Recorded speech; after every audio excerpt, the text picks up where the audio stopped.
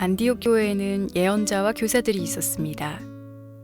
그들은 바나바와 니게르라 하는 시므온과 구레네 사람 루기오와 분봉왕 헤롯 안티파스와 함께 자라난 마나인과 사울입니다. 그들이 주님께 예배드리며 금식하고 있을 때 성령께서 그들에게 말씀하셨습니다. 바나바와 사울을 따로 세워 내가 그들에게 맡긴 일을 하게 하여라. 그래서 그들은 금식과 기도를 마친 뒤에 바나바와 사울에게 손을 얹고 그들을 떠나보냈습니다.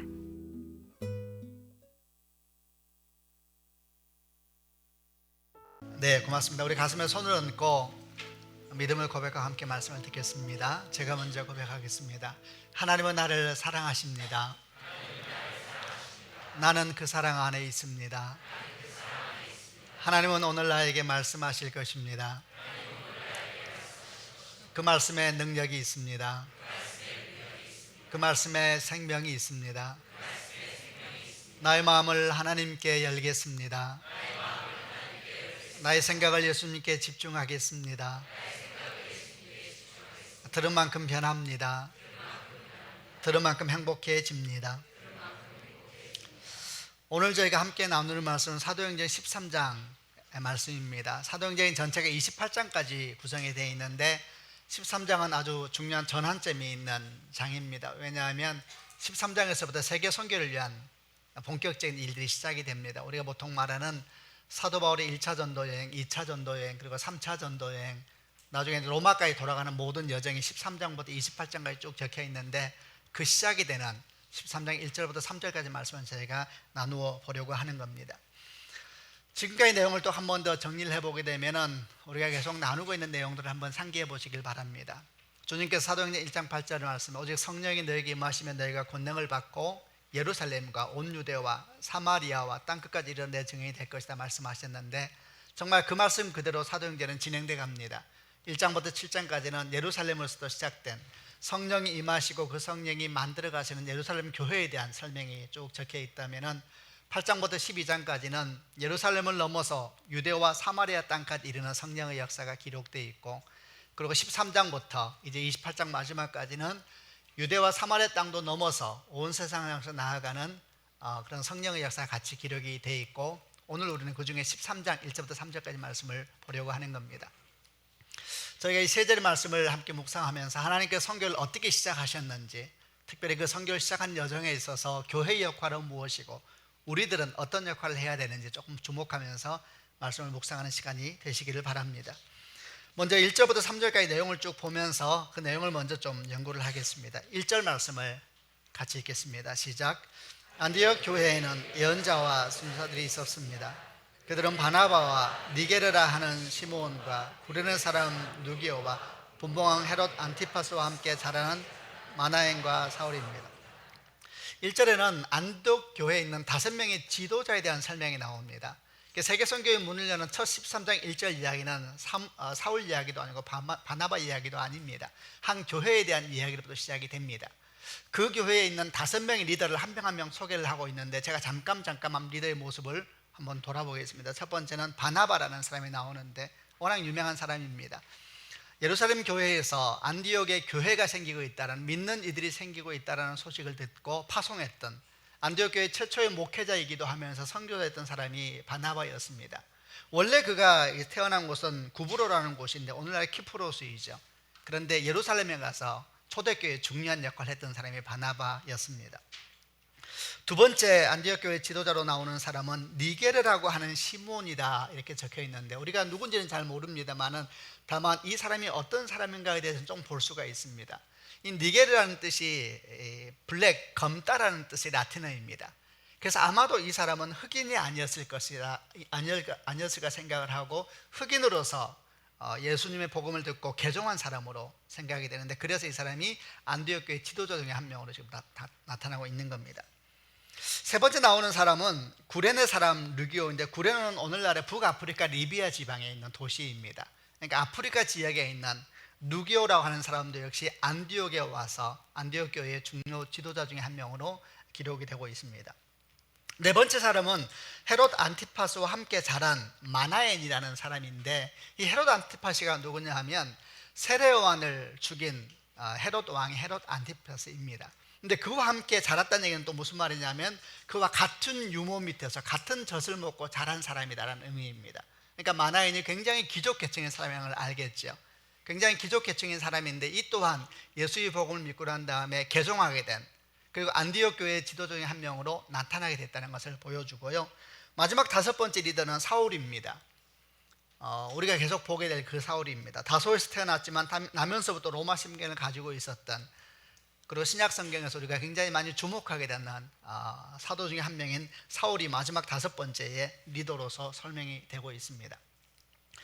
13장 1절이 다섯 명의 리더를 소개하면서 이들에 대해서 약간 힌트를 주고 있죠. 이들이 어떤 사람인가에 대해서. 그런데 그런 힌트가 우리에게 아주 중요한 통찰력을 가져다 주는데, 그것은 안디옥 교회가 굉장히 다양한 부류의 사람들로 구성된 교회구나라는 걸 느낄 수가 있죠. 가난한 자나 부유한 자나, 또는 귀족이나 평민이나, 또는 흑인도 포함되어 있고 백인도 포함되어 있고, 그리고 이방인도 있고 유대인도 있는 굉장히 다양한 계층과 다양한 문화와 다양한 사람들이 함께 어우러져 있는 교회라는 것을 느끼게 하는 것이 처음 1절에서 보여주고 있는 특징입니다. 마찬가지로 이런 느낌 속에서 교회가 하나 됐다는 이야기는 또 뭘 느끼냐 하면 그 교회가 가지고 있는 문화도 알게 해주죠. 굉장히 열린 마음을 가진 문화였을 것이고, 사람의 신분이나 또는 재정을 가지고 차별하지 아니하고 서로가 서로를 존중할 수 있는 굉장히 성숙한 교회였다라는 것도 느끼게 해주는 것이 1절에서 처음 보여주게 되는 안디옥 교회의 모습입니다. 또 한 가지 1절에서 보게 되는 것은 이들을 다섯 명을 소개하면서 뭐라고 소개하냐 하면 예언자와 교사로 소개를 하고 있습니다. 이 예언자란 말은 개역 성경은 선지자라고 표현되어 있는데, 선지자와 교사가 가지고 있는 특징적인 것이 하나 있죠. 공통적인 것이, 그것이 뭐냐 하면 말씀 위에 굳게 서 있다는 뜻이 있습니다. 말씀을 받고 그 말씀을 바르게 가르치고 전하는 그런 역할을 하는 사람들.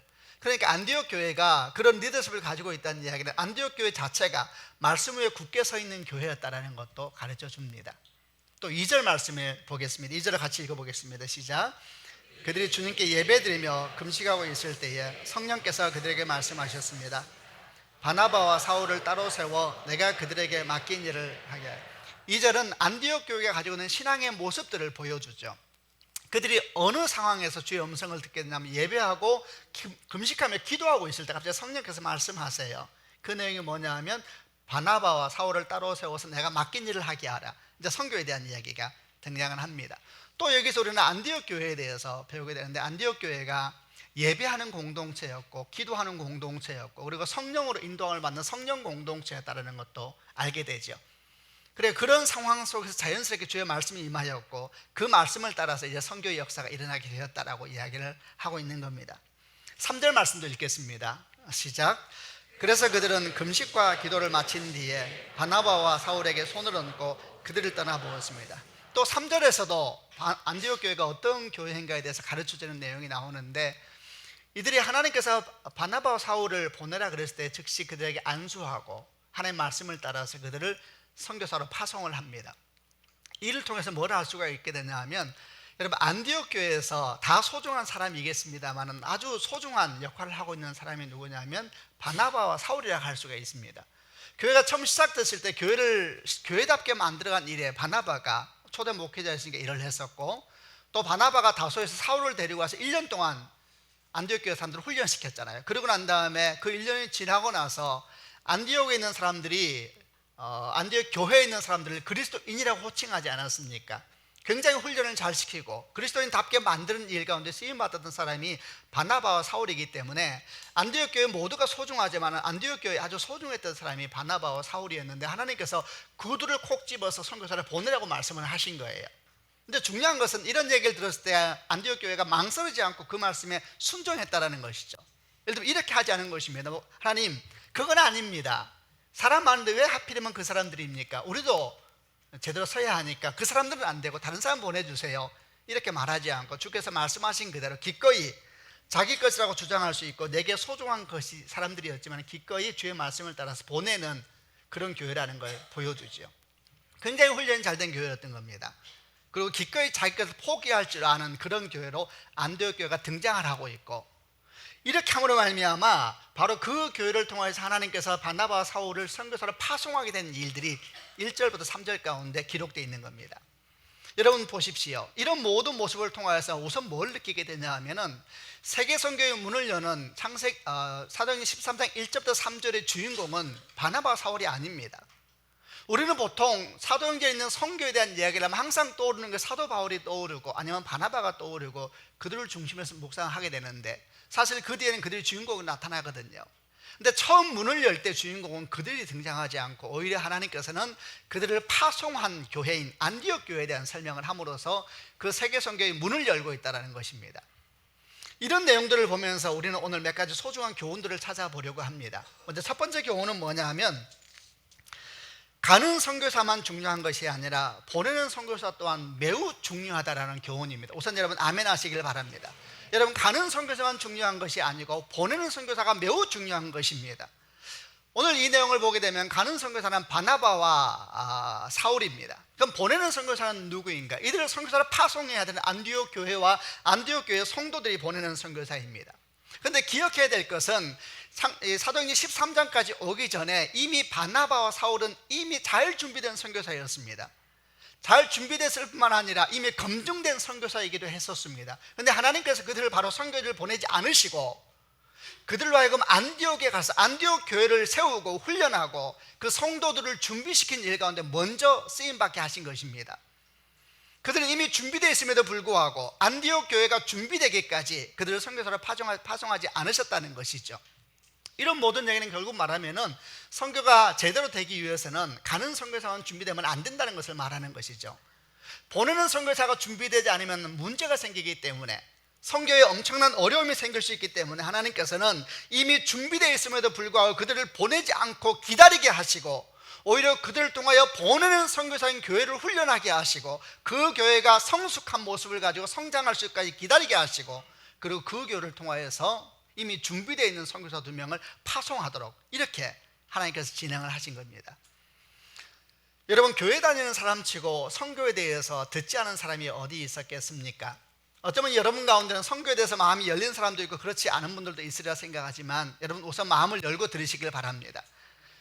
하나님께서는 선교에 대해서 관심이 많으시고 또 선교에 대해서 계속 우리에게 말씀하시는데, 오늘 메시지 첫 번째는 가는 선교사는 중요한 것이 아니라 보내는 선교사가 아주 중요하다는 교훈을 주고 있다는 겁니다. 왜 그렇게 중요한가? 그것은 가는 선교사와 보내는 선교사의 관계를 생각하면 됩니다. 이 둘의 관계는 마치 뭐와 똑같으냐 하면, 전쟁에 있어서 최전선에 싸우는 그런 정예 군사들과 뒤에서 그들을 돕고 지휘하는 본부의 역할하고 비슷하다고 이해를 하면 됩니다. 전쟁은 어디에서 일어납니까? 최전선에서 일어나죠. 거기서 정말 피가 나는 전쟁의 역사가 일어나게 되지만, 그러나 여러분, 최전선만 잘 싸운다 그래서 전쟁에 승리할 수 있는 것이 아닙니다. 후방에 있는 본부가 역할을 다 해야 되는 것이죠. 후방에 있는 본부의 역할은 뭡니까? 먹을 것을 보내야 되고 무기를 공급해야 되고 부상당한 군사들이 있으면 와서 다시 회복하고 재충전하게 도와줘야 되고, 또 새로운 군사를 훈련시켜서 계속해서 최전선을 싸울 수 있도록 보내는 역할을 하는 것이 후방에 있는 본부의 역할입니다. 여러분, 최전선에서 아무리 열심히 잘 싸우고 있다 하더라도 후방에 있는 본부가 지 역할을 하지 못하고 흐지부지 서 있다 그러면 아무리 노력하고 좋은 결과가 전방에 있다 하더라도 결론적으로 전쟁은 승리할 수가 없는 것은 자명한 일입니다. 여러분, 선교사가 정확하게 그렇다는 것입니다. 보내는 선교사인 교회와 성도들이 훈련되어 있지 않으면 가는 선교사, 현장에 있는 선교사 사역은 굉장히 많은 어려움을 겪게 되어 있고 선교 사역은 큰 위기에 봉착할 수밖에 없는 것입니다. 우리는 선교에 대한 얘기를 들을 때 선교의 장벽에 대한 이야기를 하곤 합니다. 선교는 장벽이 있지요. 그런데 알아야 될 것은 선교의 장벽은 선교지에서만 있는 것이 아닙니다. 오히려 아주 위험한 장벽들은 선교지에서 생기는 장벽이 아니고 후방에서 생기는 장벽입니다. 보내는 선교사들이 만드는 장벽이 있습니다. 보내는 선교사인 교회와 성도들이 만드는 장벽이야말로 훨씬 더 때로 위험하기도 하고, 그리고 보이지 않으면서 더 큰 영향을 미치기도 하기 때문에 깨어 있어야 되는 것입니다. 예를 들어서 이런 생각을 해보시길 바랍니다. 선교를 말할 때 보통 어떤 분들이 설명하기를 블랙홀과 같다고 이렇게 말을 합니다. 블랙홀은 넣어도 나오는 것이 없는 거잖아요. 선교가 사실 그렇지요. 그래서 10년, 20년 어떤 선교사님이 파송돼가지고 열심히 헌신하고 있었음에도 불구하고 교회를 세우는 것은 고사하고 제자 삼는 사역도 몇 명 하지 못하는 것에 대한 이야기를 선교사의 보고를 통해서 우리가 들을 때가 있습니다. 자, 여러분, 이렇게 굉장히 많은 수고를 하고 재정적인 투자, 그리고 재정적인 투자와 인적인 투자를 이렇게 많이 했음에도 불구하고 결론이 안 나오는 이런 선교 사역지, 선교에 대해서는 계속해야 되나요, 말아야 되나요? 이런 사역은 계속해야 될까 말아야 될까라고 생각할 때 중요한 것은 뭐냐 하면 이 결정을 누가 하느냐는 거예요. 여러분, 결정에 대부분 우리는 생각하기를 현장에 있는 선교사들이 결정한다 생각하지만 실제적인 영향력은 후방에 있는 선교사들이 영향력을 줍니다. 후방의 본부에서 어떻게 하느냐가 그 선교사역을 계속할 수 있을지 아니면 선교사역을 멈춰야 될지 결정적인 영향을 준다는 것이죠. 그런데 만약에 후방에 있는 보내는 선교사 교회들이 이런 일들을 바라보면서 말씀에 굳게 서 있지 못하다면, 하나님의 음성에 민감하지 못하면 어떻게 일을 결정하겠습니까? 그들은 주의 말씀을 따라 결정하지 않을 겁니다. 오히려 평소에 가지고 있는 생각들이 있죠. 그건 세상적인 생각입니다. 보통 그것은 효율성이라는 잣대를 가지고 평가를 합니다. 눈에 보이는 성과가 있느냐, 눈에 보이는 성과가 없느냐. 성과가 있으면 계속 그 사역을 해야 된다고 생각하고, 성과가 없으면 그 사역을 멈춰야 된다고 생각을 하게 될 겁니다. 이런 기준을 가지고 선교를 평가하고, 이런 기준을 가지고 선교의 정책을 결정한다고 생각해 보시길 바랍니다. 실제로 그렇게 이루어집니다. 그리고 이런 일이 계속 반복되어지면 어떤 일이 생기게 되는가? 이런 일이 계속 반복되어지면 현장에 있는 선교사들이 어떤 일을 하게 될까요? 왜곡된 선교의 사역이 이루어질 수밖에 없죠. 왜냐하면 내 앞에 있는 선교지를 위해서 지금 헌신해도 시간이 부족할 판인데, 그보다 더 신경 쓰이는 것이 저 고구에 있는 교회거든요. 그러니까 그 교회가 기뻐할 수 있는 사역을 해야 되는 거예요. 그 교회가 기뻐하고 그 교회에 보여줄 수 있는 사역을 개발해야 되는 문제가 생기게 되는 겁니다. 그러다 보니까 일부 잘못된 곳에서 어떤 일이 생기기 시작하냐면 보여주기 위한 사역을 개발을 하는 거예요. 이런 얘기를 들을 때 우리는 선교사들에 대해서 탓을 하고 선교사가 잘못했다 이렇게 말하지만은, 그러나 근본적으로 들어가 보면 보내는 선교사가 만드는 일이 대부분이라는 것을 알아야 합니다. 최근에 우리가 동남아시아에서 우리가 함께 사역을 하고 있는 나라 가운데서 한 가지 얘기를 전해 들었는데, 그 나라에 있는 현지 목사님들, 그 나라 분들이죠.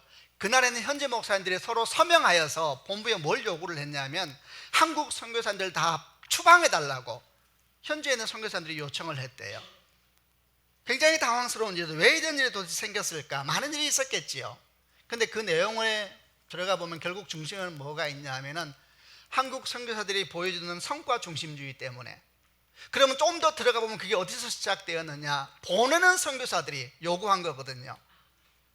그런 일이 반복되다 보니까 선교에 치명적인 문제가 생기기 시작하고, 그리고 선교가 하나님의 뜻을 이루어드리는 선교가 아니라 오히려 사람들의 마음에 맞춰지는 선교로 바뀌어지는 일이 생기게 되는 겁니다. 또 역시 이런 얘기를 하다 보면 이런 생각을 우리는 합니다. 아, 그거야 일부 문제 있는 교회가 아니겠느냐 이렇게 생각하지만, 여러분, 그것도 그렇지 않습니다. 우리 마음속에 얼마나 세상적이며 그리고 인간적인 사고방식들, 성과 중심적인 사고방식이 많은지 모릅니다. 우리들도 똑같습니다. 그래서 여러분, 어느 선교사가 와서 오늘 마침 선교사님 오셨는데, 선교사님이 오실 줄 알고 준비한 설교는 아니에요. 어떤 선교사가 가지고 선교 보고를 한다든 선교 간증을 하게 되면 사람들은 다 거기에 들으러 갑니다. 어떤 마음을 가지고 들으러 가냐면 대단한 것을 들으러 가는 거예요. 그리고 만약 선교 간증을 듣다가 대단한 게 들리지 않으면은 속으로 생각하기를 별거 아니라 생각해요. 그리고 실제로 대단한 일을 간증하는 사람에게 몰려들기 시작하죠. 그런 선교사에게는 제적이 모이기 시작하고 사람들이 모이기 시작하고, 그런데 와서 대단한 것을 간증하지 못하고 그냥 충성되게 일하는 분들이 계세요. 주께서 보낸 자리에서 들어보니까 별거 없거든요. 그러니까 사람들이 안 모이는 거예요. 재정도 안 가고 사람도 안 모이고 선교 보고 한다는데 사람들이 와서 잊지를 않은 거예요. 결국 보면은 마음에 뭐가 있느냐? 성과 중심적인 생각이 짙게 깔려 있는 것입니다. 이런 모든 것은 아주 잘못된 것입니다. 생각해 보시길 바랍니다. 하나님께서 왜 이미 바나바와 사울이 그렇게 철저하게 준비된 선교사였음에도 불구하고 보내지 않으셨을까? 그리고 그들을 안디옥 교회를 훈련시킨 일에 그렇게 전념하게 하셨을까? 1년 동안 스파르타식 교육을 시켰습니다. 안디옥 교회를. 그 교육의 주제가 뭘까요? 말씀 안에 세우는 것입니다. 말씀 안에 교회가 서야 된다. 그 교회가 말씀 앞에 서지 않으면은 장차 이 교회가 하나님의 선교 사역을 왜곡해버리고 방해할 수 있는 세력이 될 수가 있기 때문에 가는 선교사가 준비되어 있음에도 불구하고 보내는 선교사를 훈련시키기 위하여서 그 귀한 시간을 안디옥 교회에 투자하게 하신 것입니다. 여러분, 이런 마음이 느껴지지 않습니까? 선교를 하는 것은 가는 선교사만으로 완성되는 것이 아니고 가는 선교사와 보내는 선교사 함께 합쳐지면서 주의 성령이 거기에 역사하실 때 완성되기 때문에 그런 것입니다. 또 여러분, 이렇게 말하는 사람도 있습니다. 어떤 사람들은 말하기를 해외 선교에 대해서 말을 하면은 국내 미자립 교회도 그렇게 많고 우리나라에도 얼마나 가난한 사람이 많은데 그렇게 먼 나라까지 가서 선교를 하느냐, 이렇게 말하는 분들도 계세요. 사실 그분들이 말하는데 일리가 있는 부분도 있을 겁니다. 그러나 이것도 마찬가지입니다. 그 생각 중심으로 가만히 들어가 보면 뭐가 있냐면 이들이 바라보는 선교에 대한 관점이 하나님 말씀의 중심을 두고 있지 않거든요. 여러분, 만약에 지금 말한 것처럼 우리도 지금 어려운데 한국 교회도 미자립 교회가 많은데 이런 생각이 기독교 역사를 지배해 왔다면 분명한 사실은 여러분도 저도 아직도 복음을 듣지 못하였을 것입니다. 100년 전에 200년 전에 이 땅에서 복음을 전하던 선교사님들은 그들이 이 땅에 파송되어 올 때에 원래 그들의 나라에 미자립 교회가 없어서 온 게 아닙니다. 원래 그들의 나라에 가난한 사람도 다 없어지고 어려운 사람도 다 없어지고 난 다음에 다른 교회를 도와야 되겠다고 이 땅을 온 게 아닙니다. 그들이 이 땅, 그 당시에는 이름도 모르고 한 번도 가본 적도 없고 그런 조선이라는 땅에 오게 된 이유는 한 가지밖에 없습니다. 주님께서 가라 하셨거든요. 주님이 그들의 마음을 빼앗고 그들의 열정을 빼앗고 그들의 눈에서 눈물이 나게 하고 조선 얘기만 하면 견딜 수 없는 열정을 그들에게 주셨을 때에 그들은 그 마음을 깨닫고 그 말씀을 깨닫고 한 번도 가본 적도 없고 들어본 적도 없고 라는 조선 땅에 목숨을 오게 된 것이고, 그리고 100년, 200년이 지나고 난 다음에 여러분과 제가 이제 복음을 듣게 되고 우리 또한 여전 우리나라는 미자립 교회도 많고 어렵고 가난한 사람도 많지만은 또 주께서 말씀하셔서 말씀하신 그 땅으로 보내는 것이고 기도하는 것이고 함께 헌신하고 있는 것입니다. 이게 다 주의 뜻입니다.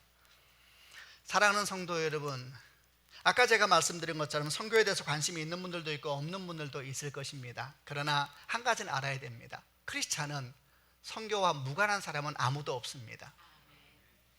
가는 선교사이든 보내는 선교사이든 우리는 어딘가에 속해 있습니다. 만약에 우리가 섬기는 우리가 있는 교회가 해외 선교를 하지 않고 국내 긍휼 사회만 계속하는 교회라 하더라도 역시 무관한 것은 아닙니다.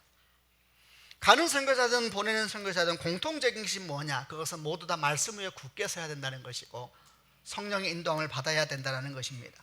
모든 기준은 하나님의 말씀입니다. 아멘입니다. 선교도 마찬가지입니다. 효율성이나 합리성의 기준이 아니라 주의 뜻이 기준이 되어야 합니다. 그리고 우리들, 보내는 선교사는 우리들이 말씀 위에 굳게 서지 못한다면 우리가 하나님의 뜻을 막을 것이고 방해할 수 있는 힘이 될 수 있다는 사실도 기억하시는 축복이 있기를 바랍니다. 하나님은 안디옥 교회를 철저하게 훈련시키셨습니다. 말씀 위에 굳게 선 교회, 그리스도의 향기가 나타나는 교회, 예배하는 교회, 기도하는 교회, 자기 것을 기꺼이 내어드릴 줄 아는 포기할 수 있는 그런 교회, 그렇게 훈련시키시면서 마침내 그 교회를 통하여서 바나바와 사울을 파송하셨다는 것을 기억하면서 우리 교회가 날마다 그런 교회로 성장할 수 있도록 기도하고 또 그렇게 나아가는 축복이 있기를 바랍니다. 두 번째, 여기서 또 찾게 되는 교훈은 뭐냐 하면은 바나바와 사울을 드디어 안디옥 교회가 파송을 했습니다. 그러면 그 뒤에 안디옥 교회는 어떤 교회의 모습을 가지고 있었을까라는 겁니다. 하나님께서 원래 안디옥 교회를 바나바와 사울을 통해서 시작하게 하신 것은 열방을 위한 선교 중심적인 교회로 시작하게 하신 것은 분명합니다. 이제 드디어 바나바와 사울을 선교사를 파송을 하는 지경까지 이르게 된 거예요. 이제 파송을 했잖아요. 큰 한가의 하나의 고비를 지났죠. 그럼 이제 그 뒤에는 안디옥 교회는 어떤 교회가 됐을까요? 그 뒤에도 안디옥 교회는 계속 말씀 위에 서 있으며 주변에 어려운 사람을 도와주며 여전히 예배하며 여전히 기도하는 교회로 계속 남아 있었을까요? 당연하죠. 그보다 더 했을 것입니다. 이 말이 의미하는 것은 뭐냐면 해외 선교를 헌신한다는 이유로 내 주변에 어려운 사람들, 내 주변에 가난한 사람들을 안 돌봐도 된다는 것이 전혀 아니라는 것입니다. 오히려 우리는 함께 더 헌신하고 함께 더 달려나가야 되는 것입니다. 사도행전 1장 8절에 성령이 너희에게 임하시면 너희가 권능을 받고 예루살렘과 온 유대와 사마리아 땅끝까지 내 증인이 될 것이라 그랬는데, 이 복음의 확장은 달리기 위해서 마라톤과 같은 모습이 아닙니다. 마라톤과 같은 모습은 뭐냐 하면은, 처음에 첫 번째 주자가 나와서 열심히 달리다가 자기 일이 다 끝나면 바톤을 넘겨주고 두 번째 주자만 달리고 첫 번째 주자는 레인에서 나오는 것이지요. 그 다음에 두 번째 주자가 열심히 달리다가 세 번째 주자에게 바톤을 주고 두 번째 주자도 레인에서 나오는 것이지요. 여러분, 이것이 사도행전 1장 8절의 모습이 전혀 아닙니다. 성령이 너희가 권능을 받고 예루살렘, 그때는 예루살렘만 달려가는 모습이죠. 근데 나중에는 온 유대와 사마리아 땅까지 가게 됐을 때는 예루살렘은 멈추고 유대와 사마리아 땅만 달린 게 아닙니다. 예루살렘에 계속 달려가고 있는 중에 이제 그들이 다시 유대와 사마리아 땅도 같이 달리게 된 거죠. 한 명이 달리던 것이 두 명이 달리게 된 겁니다. 그리고 더 가서는 다시 온 세계까지 가게 된 거니까 예루살렘도 달리고 유대와 사마리아도 달리고 온 세계도 달리게 되는 것이지요. 한 명이 두 명이 되고 두 명이 네 명이 되고 이런 식으로 복음은 계속 확장돼 가는 겁니다. 세계 선교를 한다는 목적으로 그런 것을 이유 삼아서 주변의 병든 자들, 가난한 자들, 상한 자들을 모른 척하는 것은 아주 비성경적인 일이며 옳지 않은 것입니다. 그래서 우리는 교회에서 의도적으로 여러분과 함께 사역을 논의하고 할 때에 국내 선교와 해외 선교를 나누고 5대5의 재정을 일부러 나눴던 이유도 계속해서 우리가 함께 그것을 공감하기 위해서입니다. 우리가 해외에 나눈다는 이유로 우리 주변에 있는 어려운 사람을 향한 나눔의 손길이 멈춰서는 안 됩니다. 아멘입니다. 우리는 계속 달려가는 것입니다. 하나님께서 주시는 땅을 향해서 여기서 달리고 거기서도 달릴 것입니다. 그리고 또 다른 땅을 주면 거기서도 달릴 것입니다. 하나님께서 다 채워주실 줄로 믿습니다. 아멘입니다. 세 번째 마지막 교훈은, 역시 이런 안디옥 교회에 대한 묵상에서 나오는 세 번째 교훈은, 가는 선교사는 보내는 선교사 중에서 나온다라는 겁니다. 여러분, 가는 선교사인 바나바와 사울을 주님께서는 바로 보내지 아니하시고 안디옥 교회의 멤버가 되게 하셨지요. 여러분, 그 멤버 속에서 함께 머물게 하셨습니다. 거기에서 똑같이 성도들과 함께 기도하고 성도들과 함께 예배드리고 성도들과 함께 주변의 어려운 사람을 도와주고 그 안에서 똑같이 섬기고 그리스도의 향기를 나타내는 삶을 살게 하신 겁니다. 그리고 어느 순간에 이들을 뽑으셔서 선교지로 보낸 것이죠. 여러분, 가는 선교사는 보내는 선교사 중에서 나오는 겁니다. 이 말은 또 무엇을 말합니까? 어떤 사람은 선교지만 말하면서 자기 삶에 성실하지 않은 사람이 있습니다. 있을 수가 없는 일입니다. 이 사람은 마치 이런 사람인 것 같습니다. 내일 나는 성실할 거예요. 오늘은 성실하지 않아도. 나는 여기서는 성실하지 않아도 나 저기 가면 성실할 거야. 이렇게 말하는 사람인데 어떻게 그 사람을 신뢰할 수 있겠습니까? 가는 선교사는 보내는 선교사 중에 나오는 것입니다. 선교사들 얘기를 할 때마다 항상 제 마음에 약간의 이게 상처일까요? 기억나는 것이 하나가 있는데 저한테 항상 교훈 얘기도 합니다. 이전에 교회에 있을 때에 수천 명을 앞에 두고 어떤 청년 한 명이 선교 파송을 받으면서 간증을 했었습니다.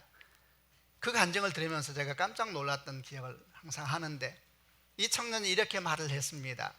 자기가 선교 나간 이유는, 이 친구가 은행에서 일하는 사람이에요. 근데 이 친구가 이렇게 말을 했습니다. 자기가 선교사로 지원한 이유는 평생 돈만 세다가 인생을 허비할 수 없어서 선교사로 지원했습니다. 이렇게 말했을 때에 수천 명의 사람들이 박수를 쳤습니다. 저는 지금도 신기하게 생각합니다. 저 박수는 무슨 박수일까 도대체? 굉장히 잘못된 얘기를 하고 있었거든요. 그 청년 말에 의하면은, 그러면 지금 그리스도인으로서 창고에서 돈을 바꿔주면서 10,000원짜리를 1,000원짜리를 바꿔주면서 축복합니다 나누는 그 사람들은 무엇이며, 지금 우리 자리에서 주 예수를 생각하면서 충성되게 일하고 있는 수많은 그리스도인은 도대체 누구입니까? 너무 잘못 배운 거죠. 여러분, 선교는 내 삶이 불만족스러워서 대신 취하는 게 아닙니다. 선교는 내가 좀 더 위대한 일을 하기 위해서 하는 것도 아닙니다. 여러분, 선교사가 위대한 것이 아닙니다. 하나님께서 하라는 일을 하는 사람들, 주께서 가라면 땅끝이라도 기뻐함으로 가는 사람들, 주께서 서라 하면 서기 싫어도 서는 사람들, 그 사람이 아름답지 않습니까?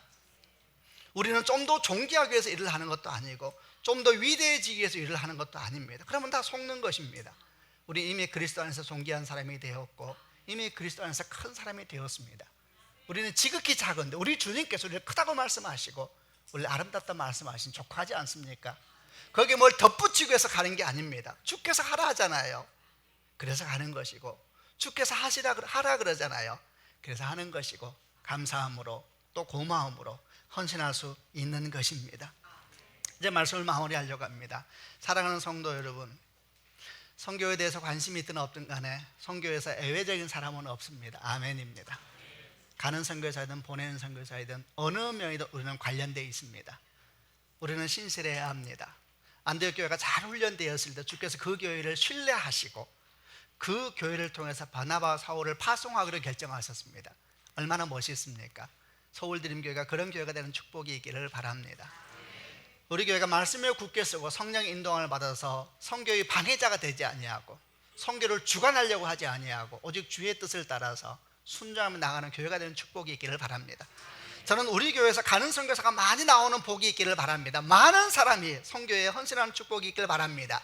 그를 위해서 오늘도 충성되이, 오늘도 신실하게, 오늘도 감사하게, 그리고 주께서 오시면 기꺼이 아멘으로 일어날 수 있는 그런 귀한 성도가 되는 축복이 있기를 주님의 이름으로 축원합니다. 기도하십시다. 눈을 감고 한번 가슴에 손을 얹으시길 바랍니다. 사랑하는 성도 여러분, 여러분이 선교에 대해서 어떤 마음이든 간에 오늘은 조그만 마음을 열고 우리 모두가 하나님의 부름받았음을 기억하는 시간이 되시길 바랍니다. 원하든 원하지 않든 간에 우리는 가는 선교사든 보내는 선교사든 부름받은 것입니다. 우리는 정말 주 앞에 잘 서 있어야 합니다. 하나님의 이름으로 하나님을 방해하지 않기 위해서, 하나님의 이름으로 하나님의 사역을 왜곡되게 하지 않기 위해서 우리는 훈련되어야 되고, 우리는 겸손해야 되고, 우리는 정말 주 앞에 잘 서 있어야 합니다. 주여, 우리가 그런 사람이 되게 하여 주옵소서. 주여, 우리 교회가 그런 교회가 되게 하여 주옵소서. 간절함으로 주 앞에 기도합니다. 주여, 우리에게 은총을 베풀어 주옵소서. 우리 해담 통성으로 하나님께 기도하겠습니다.